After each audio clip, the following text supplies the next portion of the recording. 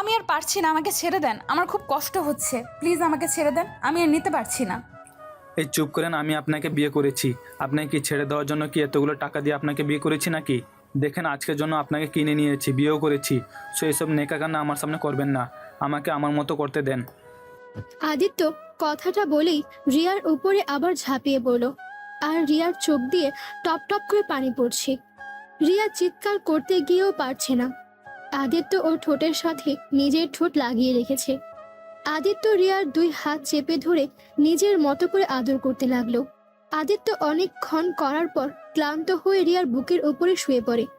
রিয়া নিজের অজান্তে আদিত্যের মাথায় হাত বুলিয়ে দিল। আদিত্য ওর হাত সরিয়ে দিয়ে মুখ তুলে বলল, কি ব্যাপার, আপনি আমার এত ভালোবাসা দিয়ে মাথায় হাত বুলিয়ে দিচ্ছেন কেন? আমি জানি না কেন যেন আপনার মাথায় হাত বুলিয়ে দিতে ইচ্ছে করলো। শোনো, আবার রেডি হন, আবারও আদর করব।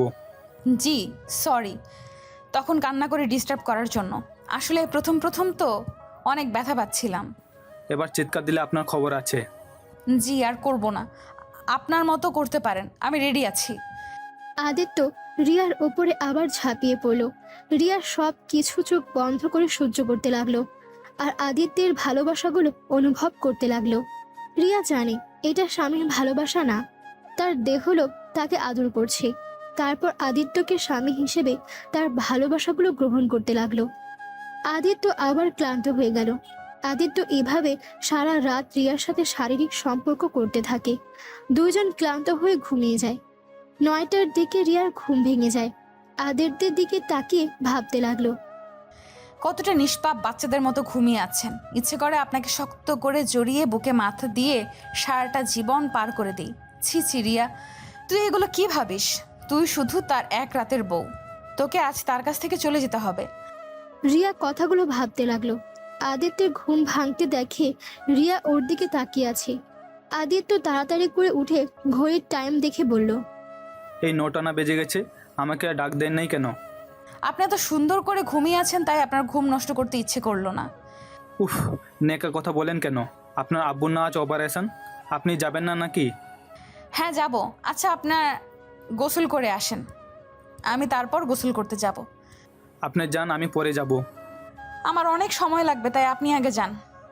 আদিত্য আর কথা না বাড়িয়ে চলে গেল। ওয়াশরুমে গিয়ে গোসল করতে লাগলো, আর এইদিকে রিয়া রাতের কথাগুলো ভাবতে লাগলো। ফ্ল্যাশব্যাক।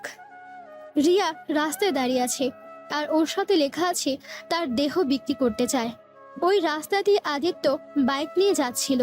তখনই বোরকা পরা মেয়েটা নতুন দেখে আদিত্য বাইক থামায়। আদিত্য বলল, এই মেয়ে কত নিবেন? আমি নতুন তো তাই জানি না কত করে নিতে হয়। ও আচ্ছা, আপনাকে আমি এক রাতের জন্য নিতে চাই, যে টাকা চাইবেন সেই টাকাই দিব। পুরো এক রাত কাটাতে চাইলে আমাকে 1,00,000 টাকা দিতে হবে। ও মা, কি বলেন, এত টাকা? ওকে, সমস্যা নেই, বাইকে ওঠেন। রিয়া আদিত্যের বাইকে উঠতে অনেক ভয় পেতে লাগলো। নিজেকে শান্ত করে ভাবলো, এমনিতে আজ সারা রাত উনি আমাকে টাচ করবেই, সেখানে আর ভয় পেয়ে কি হবে। রিয়া কথাগুলো ভেবে আদিত্যের বাইকে উঠল। আদিত্য থেকে অনেকটা দূরে বসলো। আদিত্য বলল, এত দূরে বসার মানে কি? একটু পর তো আমি আপনার সব দেখে ফেলবো, এমনকি টাচও করব। সেখানে এত দূরে বসার লাভ আছে? তাই একটা ব্যক্তিগত প্রশ্ন করব আপনাকে। বলেন। এত কাজ থাকতে আপনি এই ব্যবসায় কেন নামলেন? আপনাকে এটা কেন বলবো? আপনার দেহ লাগবে, পেয়ে গেলেই হয়ে গেছে, সেখানে আমার সম্পর্কে জেনে কি হবে? তাও ঠিক, ওকে সরি। আদিত্য বাইক চালাতে চালাতে সোজা একটা কাজী অফিসের সামনে থামলো। রিয়া এইটা দেখে একদম চমকে গেল। নামেন। এখানে কেন? বিয়ে করবো আপনাকে, কারণ আমি চাই আপনাকে এক রাতের জন্য বিয়ে করতে। আমি বুঝতে চাই বিবাহ করে বউয়ের সাথে সম্পর্ক করা মজা কেমন হয়। অনেক তো হারামভাবে করেছি, এখন একটু হালালভাবে করব। না, আমি বিয়ে করব না আপনাকে। আমি আপনাকে দেহ বিক্রি করতে এসেছি, আপনাকে বিয়ে করার জন্য আমি আসি নাই। আর এই বিয়ে করলে কি সমস্যা? এমন নিজেকে মনে হবে না আপনি পতিতা মেয়ে, স্বামীর কাছে নিজের দেহ দিয়েছেন। আর আমার একটু শখ হয়েছে তাই বিয়ে করতে চাচ্ছি। আর এমনিতে আপনার জীবনেও বিয়ে হবে না, আমাকে বিয়ে করে নেন, তাও বলতে পারবেন আপনার একবার হলেও বিয়ে হয়েছে। এমন পতিতা হলে আপনাকে কেউ বিয়ে করবে না। রিয়া কিছু বলতে যাবে তখনই রিয়ার ছোট বোন রূপা ফোন দিয়ে কান্না করতে করতে বলল, আপু তুমি কোথায়? আপুর অবস্থা যে ভালো না। তুমি যত তাড়াতাড়ি পারো টাকা জোগাড় করে নিয়ে আসো আব্বু। ডাক্তার বলছে তাড়াতাড়ি অপারেশন না করলে আব্বুকে বাঁচানো যাবে না। বোন আমার, আর একটা দিন যাক, আমি টাকা নিয়ে চলে যাব। তুই কান্না করিস না, আমি আব্বুকে কিছু হতে দিব না। আমার জীবন দিয়ে হলেও আব্বুকে বাঁচিয়ে রাখবো। তাড়াতাড়ি আসো আব্বু, আমার খুব ভয় করছে। ভয় পাস না বোন, আমাদের আব্বুর কিচ্ছু হবে না। আমি সকালে টাকা নিয়ে চলে আসবো। আচ্ছা বোন, আমি ফোনটা রাখি। রূপা ফোনটা কেটে দিলে রিয়া ফোনটা রেখে কান্না করতে লাগলো। আদিত্য বলল, আপনার আব্বু অসুস্থ নাকি? জি দেখেন, তাড়াতাড়ি চলেন, আমাকে আরও কাজ করতে হবে, না হলে আমি আর আব্বুকে বাঁচাতে পারবো না। আরে নিজের আব্বুকে বাঁচাতে চাইলে আমাকে বিয়ে করে নিন, তাহলে তো এখান থেকে তাড়াতাড়ি যেতে পারি। ওকে বিয়ে করব, তাহলে আমাকে দেনমোহরের টাকা পরিশোধ করতে হবে। আর যদি আপনি রাজি থাকেন তাহলে বিয়েটা করব। ওকে ডান, টাকা নিয়ে ভাবতে হবে না। আমার একবার যখন শখ হয়েছে তখন আমি বিয়ে করবই। ওকে চলেন। রিয়া আর আদিত্য কাজে অফিসের ভেতরে যায়। সাক্ষী চাইলে আদিত্য ওখানকার দুজন মানুষকে টাকা দিয়ে কিনে নেয়। তারপর 5 লাখ টাকা দেনমোহরে দুজন বিয়ে করে ফেলে। বিয়ে শেষ করে দুজন আবার বাইকে করে রওনা দেয়। আদিত্য রিয়াকে বলল, আচ্ছা, আপনি তো চাইলে 20 লাখ টাকাও দেনমোহর করতে পারতেন, বাট আপনি শুধু 5 লাখ টাকা চাইলেন কেন? আমি অত টাকা দিয়ে কি করব? আমার 5 লাখ টাকা লাগবে আমার বাবার অপারেশন করার জন্য। ও আচ্ছা, তা আপনার টাকা কি হসপিটালে পাঠিয়ে দিব নাকি? জি, আমার দেনমোহরের টাকা আমাকে দিয়ে দেন। দিব সকালে। আর আপনি যদি আমাকে খুশি করতে পারেন তাহলে আপনার আব্বুর জন্য যত টাকা লাগবে সব দিব। দরকার নাই, আমার দেনমোহরের টাকা দিলেই আমার চলবে, আর কিচ্ছু আমার দরকার নেই। ওকে, আপনার ইচ্ছে। রিয়া রাতের কথা ভাবার শেষ করে কয়েক ফোঁটা পানি ফেললো। আদিত্য এইদিকে গোসল করতে লাগলো। রিয়া পুরো রুম গোছাতে লাগলো। রুম গুছিয়ে ক্লান্ত হয়ে খাটে বসতেই আদিত্য বের হয়ে আসলো। আদিত্যকে দেখে রিয়া বলল, আপনার গোসল করতে এত সময় লাগলো? আরে দূর, গোসল করতে গিয়ে মহা সমস্যা পড়েছিলাম। কিসের সমস্যা? ঠাস করে পড়ে গেছিলাম, কোমরে একটু লাগছে, তাই অনেকক্ষণ পানি ঢালছিলাম। কই ব্যথা পাইছেন দেখি? রিয়া আদিত্যের কাছে গিয়ে আদিত্যকে বসিয়ে দিয়ে কোমরে হাত বুলিয়ে দিতে লাগলো। মুভ নাই? আছে ওই ড্রয়ারের ভিতরে। রিয়া ড্রয়ার থেকে মুভটা বের করে আদিত্যের কাছে এসেছে। আদিত্যকে উপর করে শুইয়ে দিয়ে ওর কোমরে আলতো করে মুভ লাগিয়ে দিতে লাগলো। আদিত্য রিয়ার হাত ধরতে রিয়া কেঁপে উঠল। আদিত্য ব্যথার জায়গায় রিয়ার হাতটা রেখে বলল, ওইখানে করে দেন। আচ্ছা দিচ্ছি। রিয়া আদিত্যের বলা কথা মতো সেইখানে মুভ লাগিয়ে দিতে লাগলো। মুভ লাগিয়ে দিয়েই রিয়া বলল, আচ্ছা আপনি শুয়ে থাকেন, আমি গোসল করে আসছি। আর কিছু মনে করেন না, আপনার শর্ট প্যান্ট নিয়ে গেলাম। কি করবেন? গোসল করে এসে কি পরবো? বোরকার নিচে তো কিছু একটা পরা লাগবে, তাই না? ও আচ্ছা, পাশের রুমে যান, গিয়ে আলমারি দেখেন গা, অনেকগুলো ড্রেস পাবেন। আমার ছোট কাজিনের ড্রেস আছে। আপনার কাজিনের ড্রেস আমি পরবো? আমার কি লাগবে নাকি? আর আপনার বাসায় কেউ তো নেই, সবাই কোথায় গেছে? এখানে কেউ থাকে না, মাঝে মাঝে সবাই ঘুরতে আসে, সবাই ঢাকায় থাকে। আমি শুধু এখানে থাকি, 1 মাস পর আবার ঢাকায় চলে যাব। ও আচ্ছা। রিয়া পাশের রুমে গিয়ে আলমারি থেকে একটা 3 পিস নিয়ে এসেছে। ওয়াশরুমে চলে গেল।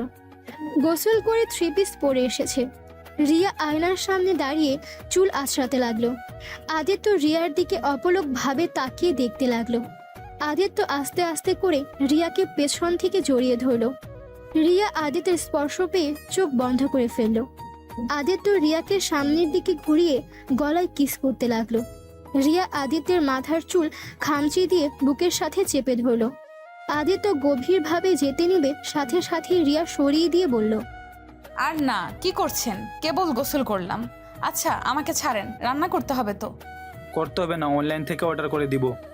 না, বাইরে খাবার অর্ডার দিতে হবে কেন? রান্না করতে পারি আমি। ওকে, নিচে যান, গিয়ে দেখেন কিচেনে ফ্রিজ আছে, মাছ মাংস সব আছে, আর কোনটা কি সব লেখা আছে। ও আচ্ছা, তা আপনি কি বাসায় একাই থাকেন? হ্যাঁ, কেন?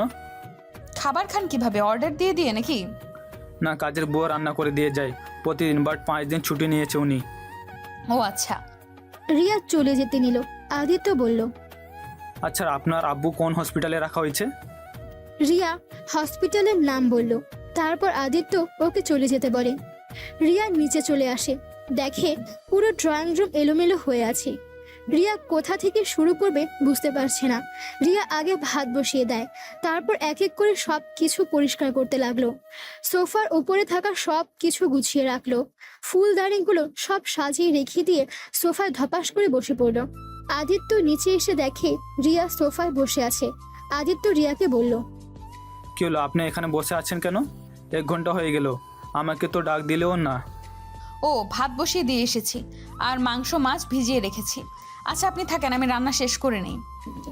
রিয়া তাড়াতাড়ি রান্না করতে গেল, আর আদিত্য পুরো ড্রয়িং রুম দেখে অবাক। আদিত্য রান্নাঘরে গিয়ে দেখে রিয়া পেঁয়াজ কাটছে আর কান্না করছে। আদিত্য ভ্রু কুঁচকে বলল, আরে কান্না করেন কেন? আপনার আব্বু অপারেশন শুরু হয়ে গেছে তো, আর আপনার আব্বু কিছু হবে না, আলহামদুলিল্লাহ ঠিক হয়ে যাবে সব। কি, আমার আব্বুর অপারেশন শুরু হয়ে গেছে? হ্যাঁ, 1 ঘন্টা আগে টাকা পাঠিয়ে দিয়েছি, এতক্ষণে মনে হয় ওনার অপারেশন শেষ হয়ে গেছে। আপনাকে কিভাবে যে ধন্যবাদ দিব। রিয়া কথাটা বলে দৌড়ে এসে আদিত্যকে জড়িয়ে ধরে। আদিত্য ওকে নিজের অজান্তে জড়িয়ে ধরলো। হঠাৎ রিয়ার মনে হলো তরকারি তুলে দিয়েছে। রিয়া আদিত্যকে ছেড়ে দিয়ে তরকারির কাছে গেল। বারে, আমি কি আপনাকে বলেছিলাম আমাকে জড়িয়ে ধরতে? নিজেই ধরে আবার নিজেই ছেড়ে দিয়ে চলে গেলেন। দূর, তরকারি পুড়ে যাচ্ছে তো, আর খুশিতে জড়িয়ে ফেলেছি, দুঃখিত। ভালো কাজ করেন আবার কান্নাও করেন। আমি ওইটাতে কান্না করি নাই, পেঁয়াজ কাটলে কান্না হবেই। হ্যাঁ কইছে, কই দেখি আমি কাটবো। রিয়া আদিত্যের কথা শুনে এগিয়ে দেয়।